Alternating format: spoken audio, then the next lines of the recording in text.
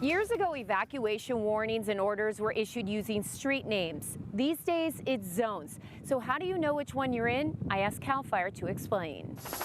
As flames climbed up this Ramona hillside Thursday, an alert went out telling people nearby to leave. It was pretty crazy, and then when I was driving away, I looked in the rearview mirror and all I could see was the flames.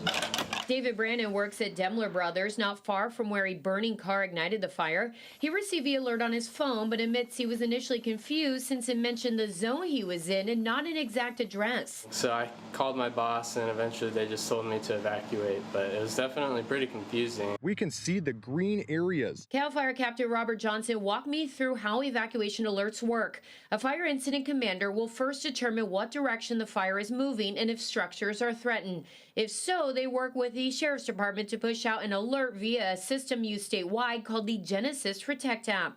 That app is going to provide anyone with the most current up-to-date information on evacuation orders, warnings, as well as road closures. You can set up the push notifications to alert you if you're in an area where there's a fire. It's going to pick up your location and it's going to provide you with those notifications as the alerts go out. You can also program it to alert you if there's an emergency near specific addresses, so if you're not home, you'll still be notified.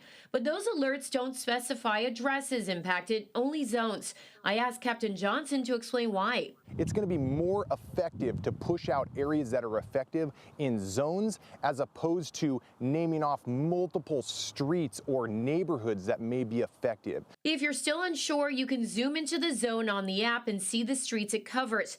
You can also look on the app to figure out your zone before a fire even starts. Either way, Captain Johnson says if you have the Genesis app, you will get automatically notified if you're impacted. If you have the app and need help navigating it, you can go to any CAL FIRE station and someone will help you. Finally, for those who don't have a smartphone, Captain Johnson says you can check fire updates from a computer. And even if that's not accessible, law enforcement will go door to door and make announcements from their vehicles in emergency situations. The main priority is life safety. Working for you, Shanna Handy, CBS 8.